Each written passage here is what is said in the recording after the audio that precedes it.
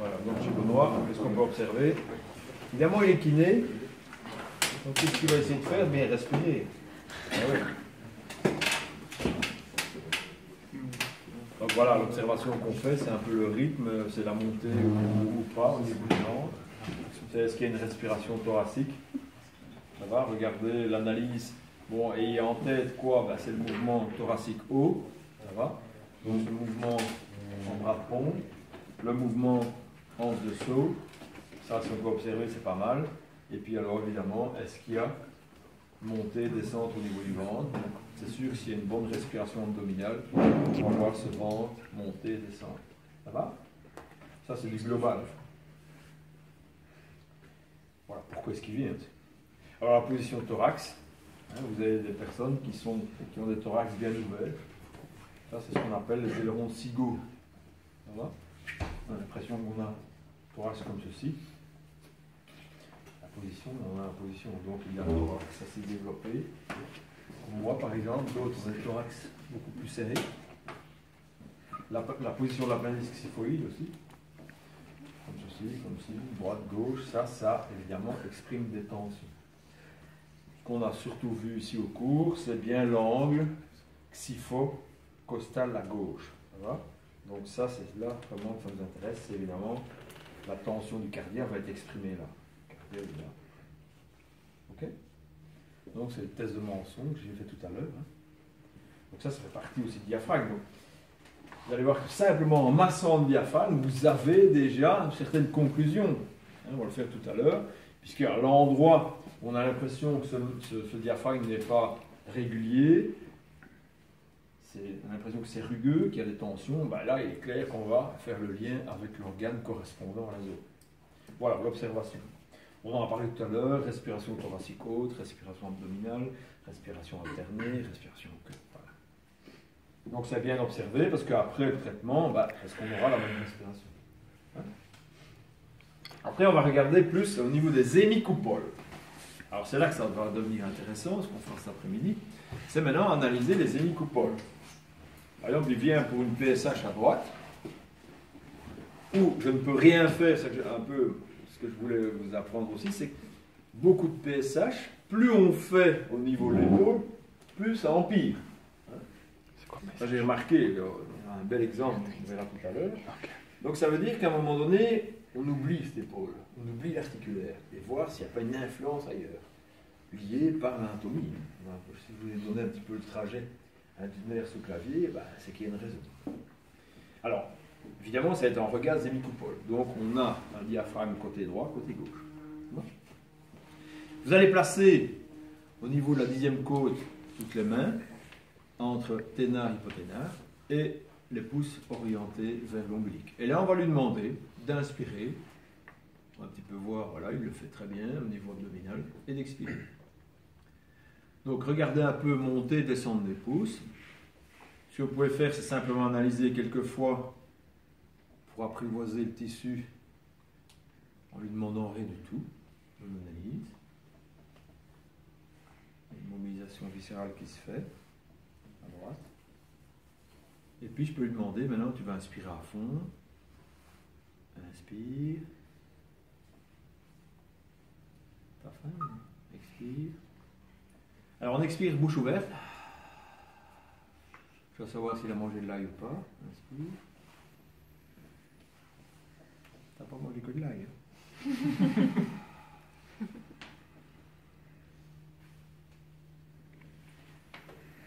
Est-ce qu'il y a un pouce qui descend moins bien? Est-ce qu'il y a un pouce qui monte moins bien?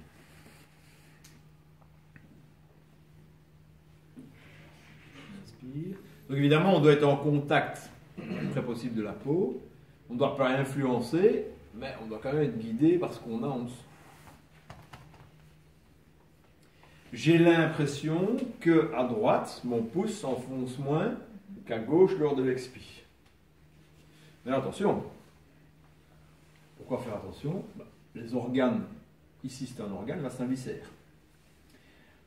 C'est quoi un organe? C'est quoi la différence d'un organe et viscère? Voilà, il y a un plein et un creux. Il est tout en plein, c'est le foie. Lui, il est parfois plein et parfois creux. Pour le moment, je crois qu'il est creux, cher ami. Donc, tout à l'heure, évidemment, si on fait le test respiratoire, ça va être différent.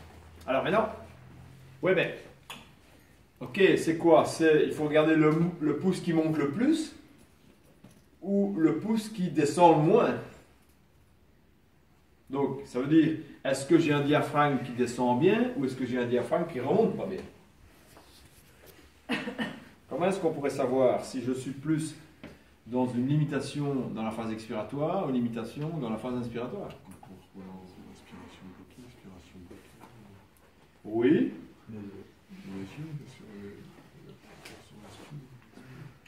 Oui. Ça, c'est en kinésio, hein. Donc, on peut faire le test. Donc, je prends les deux bras. Je vous ai déjà montré, ça? Oui. Il faut que ce soit fort, là. C'est déjà pas génial. Tu vois, regarde, c'est faible. Non seulement, regarde, vas-y. On a trouvé. Un peu ta main sur le foie. Tiens. Tiens, c'est marrant, on part sur un test, et moi j'arrive à autre chose, il faut prendre 2 muscles forts, boum, je tombe sur le foie. Voilà. Le foie. Or, j'ai remarqué là, qu'est-ce que j'ai remarqué? Qu'il montait bien ou qu'il descendait pas bien? Qu'il descendait pas bien. Je crois que j'ai dit la réponse. C'est ce que je voulais dire tout à l'heure, je n'ai pas dit, c'est que c'est très important qu'on a parlé tout à l'heure des informations du nerf phrénique qui allait de cervical et puis qui allait là, mais ça va dans l'autre sens aussi.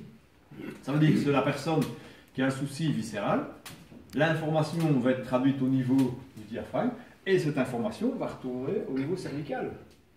Donc vous avez énormément de gens qui ont des problèmes cervicaux sur un déséquilibre viscéral.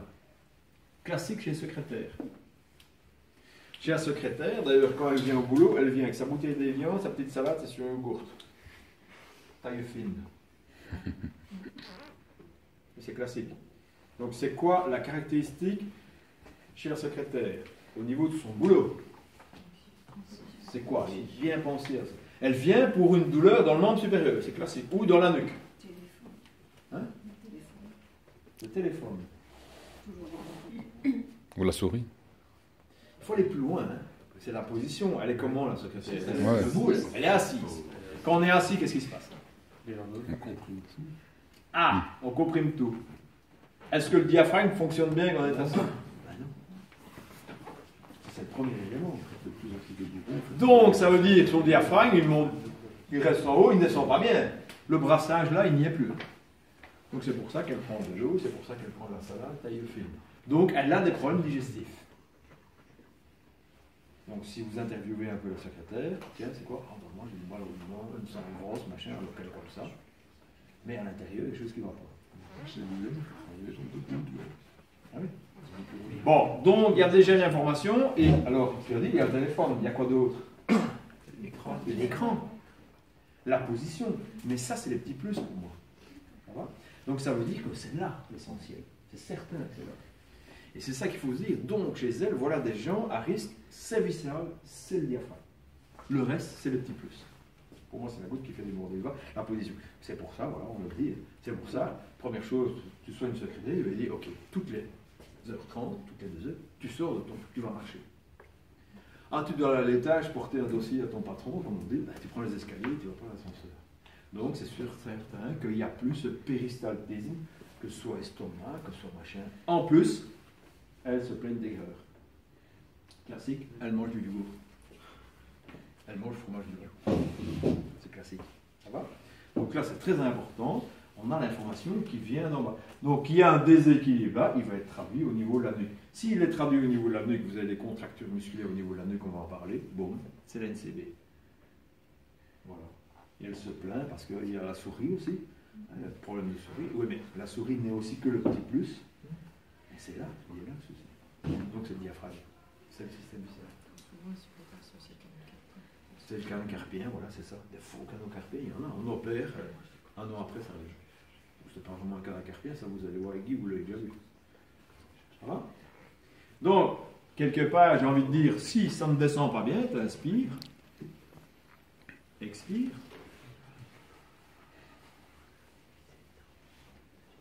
Si je pousse là, Je pousse là. Maintenant, voilà, on a vu l'organe, mais c'est les muscles également.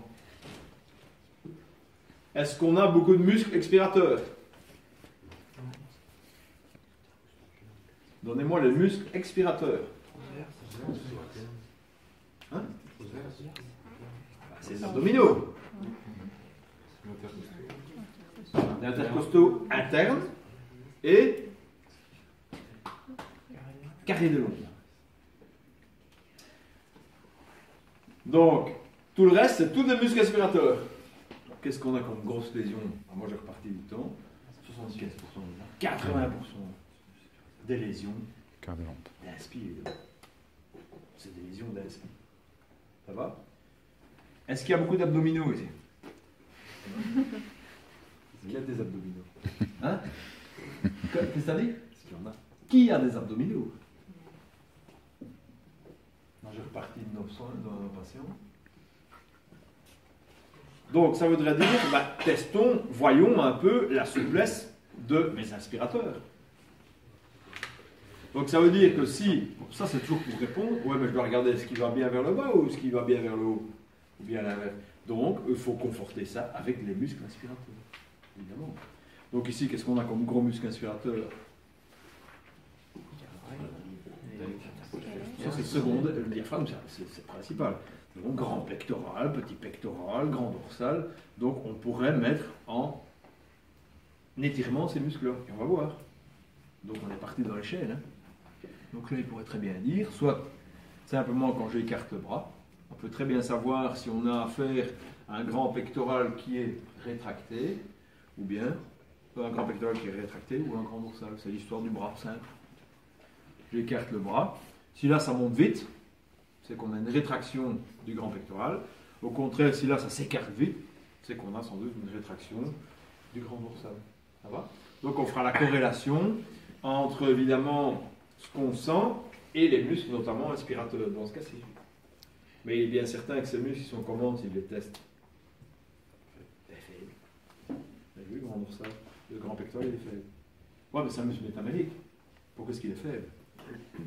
Ah ben, voilà, c'est dû à l'inconfort, sans doute, du foie. La preuve, quand je reteste cela, tu tiens. Voilà. Et donc, ça veut dire que quelque part, eh ben, si je sais qu'il y a un trouble de la respiration, à mon avis, on est dans du primaire, à mon avis, viscéral. Ça va? Et qu'est-ce qu'on va faire? Eh ben, on va aller palper la vertèbre. Ça va? Vous voyez comment on rebondit. Et il vient pour une douleur dans le bras. Je vais tout le temps dire, douleur dans le bras. Ça, c'est un gros piège. Qu'est-ce qu'il faut faire quand on a une douleur dans le bras? C'est pour ça qu'on arrive tout doucement en 22e, comme ça, alors, on fait tout le... Donc, pour moi, s'il y a un souci, j'irai voir au niveau de l'hémicoupole droite. Et comment la corriger? Je vais d'abord éliminer tous les éléments qui entraînent cette perte de mobilité. Mais là, on va continuer à analyser chez lui. Ça, c'est la mobilité. Maintenant, la tonicité. Comment est-ce qu'on peut savoir si un muscle est fort? C'est lui offrir une résistance. Enfin, lui entraîner, lui amener une résistance. Voilà. Comment est-ce qu'on sait que tu es fort? Parce que toi, tu lèves 30 kg. Moi, je suis incapable de lever 30 kg. Donc, tu es plus fort que moi. Alors, eh bien, je vais entraîner la masse viscérale contre la descente du diaphragme. Ça veut dire que je vais lui demander d'inspirer à fond. Il va descendre son diaphragme et moi je vais prendre la masse viscérale et le entraîner vers lui. Il est clair que si moi je parviens à remonter la masse viscérale et que lui est incapable de repousser sa masse viscérale vers le bas, c'est qu'il est faible. Par contre, de l'autre côté, peut-être que moi je suis incapable de remonter plus sa masse viscérale parce que son hémicoupole gauche est plus forte. Ça va? C'est le principe. Donc on va chercher la masse viscérale dans notre amas. Je pense que c'est bien de le faire avant le repas. Oui, tout ce qui est diaphragme, ça fait du bien. Ça n'a pas fait pipi, non? Alors, le travail du diaphragme, c'est aussi comme du viscéral. On évite d'être après les repas, si la vessie est pleine, machin, c'est la même chose. Donc, vas-y, inspire. Tu peux à la rigueur faire une apnée, et voilà, je dose. Voilà, regardez. Donc, je sens qu'à gauche, incapable. Par contre, hop, je peux plus jouer à droite. Donc pour moi, son hémicopole droite est plus faible. Ça va? Ça, c'est la tonicité. Donc observation, mobilité, tonicité, c'est global. Hein, ça. Je vais bien la remontrer. La remontrer. Je parle aussi. Donc. S'il y a trop de tension, vous pliez les jambes. Hein. Voilà, vous prenez bien cette masse viscérale, bien en main. Il inspire, apnée, et moi, je peux doser. Voilà, on sent, regarde la main, et lâchez pas. Et tu relâches. Ça conforte bien que je vais aller vers l'hémicopole gauche, droite. Après, il y a les massages. Alors, les massages, c'est très important. Pourquoi? Parce qu'eux vont aussi m'éclairer directement sur les soucis qu'on a sous les hémicopoles. Donc, il y a deux éléments qu'on peut aller travailler. C'est le massage. Bon, si vous avez un peu d'huile, c'est pas mal. Voilà, on confirme, hein, regardez. Et là, ça va. Donc, vous prenez votre pouce, je ne vais pas trop l'embêter là. Voilà.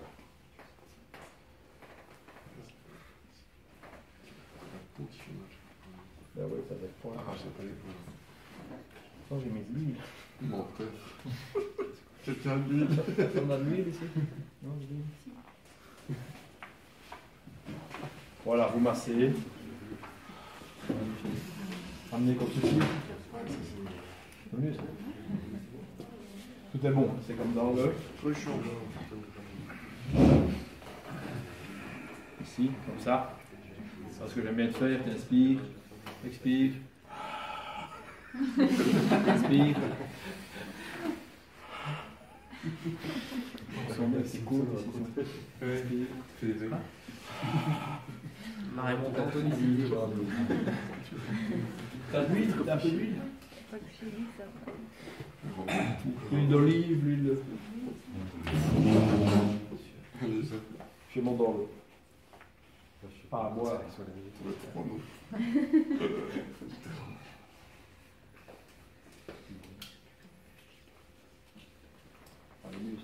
Ouais, bon, ça, ouais, voilà. Ah, voilà.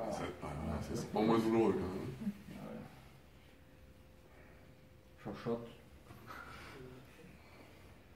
Si, évidemment, on est le pôle lézard, donc.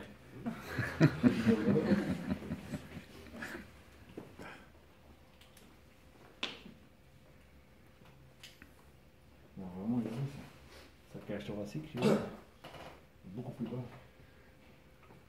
Donc ici, voilà, on peut très bien sentir l'irrégularité gestationnelle. Là, pour le moment, ça va. À mon avis, après le repas.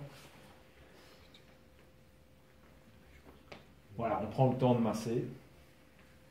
Donc vous êtes sous la 10e côte. Hein. C'est certain que si c'est plus à gauche, hein, qu'est-ce que tu feras? Eh bien, tu feras un massage qui va déjà indiquer la correction. Dans le cas d'hernie-hiatale, allez-y. Hein. Vous êtes dans l'angle s'il faut costal. Ça va? Ça, c'est extra. Il va être bien après. On va pouvoir conduire une voiture. C'est pour détendre les ligaments, le massage? Non, je suis sous le diaphragme. Le diaphragme, si tu veux, tu as la côte qui est là, le diaphragme vient comme ceci. Hein. Donc j'essaie de passer en dessous. Ah ouais?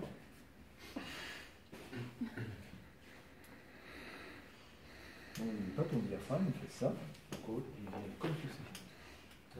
Ah non, la seule façon, c'est d'aller en dessous. Alors au début, tu es vraiment face à des tissus qui sont complètement rétractés, donc il faut y aller. Là, on prend le temps. Hein.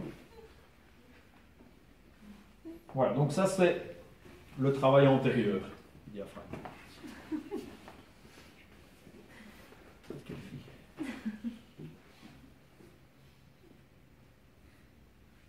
Où on observe déjà une traction.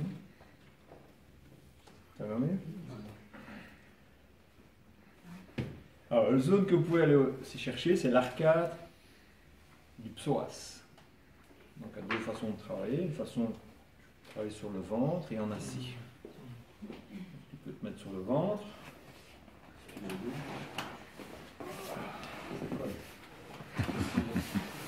Là, vous allez chercher l'arcade. Alors, l'arcade, c'est un peu le point de bouillon, en fait, que vous connaissez. Vous recherchez la dernière côte, vous remontez, c'est un peu notre guide, Et vous allez en fait trouver cette zone entre la dernière côte et la transverse de L1. Même chose de l'autre côté.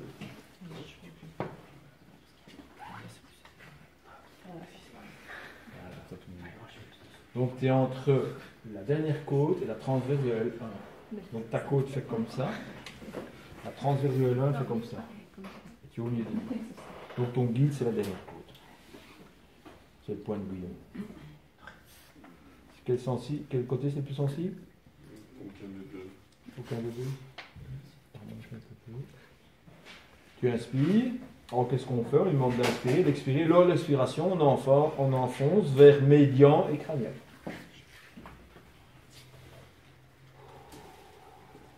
S'il y a un côté qui est plus douloureux, donc on ira travailler plus ce côté-là, mais en assis. Voilà. Donc ici j'ai l'impression que je vais plus facilement là, et là c'est un peu plus dur, donc tu peux t'asseoir, dos à moi. Manuel, que tu as fait ce matin. Yes. À l'expire, Gaël. Les pieds posés sur la chaise ou pas? Non. Voilà, ici l'intérêt c'est qu'on est plus facilement en unilatéral, on cherche la deuxième côte, la dernière côte, pardon. Je remonte vers la colonne, et là, je l'entraîne en inclinaison du côté à traiter. Voilà. Je suis bien dessus. Tu inspires. Expire. Et là, je pénètre vers médian et crânial. Et là, chaque expire, je gagne. Voilà. Donc, je fais le choix de côté.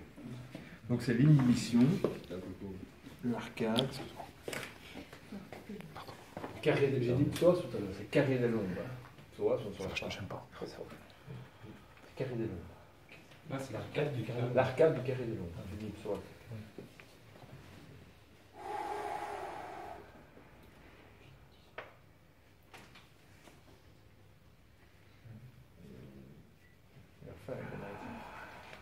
Ça, c'est le point de Guyon, ça. Un dinosaure qui rugit. C'est rapport ici. Regarde parce que toi t'es femme. Ok?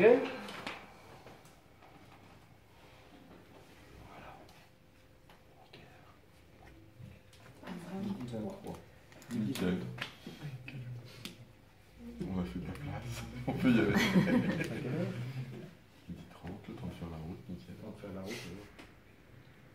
Donc pour ceux qui arrivent un peu plus tôt que nous, comment c'est ça?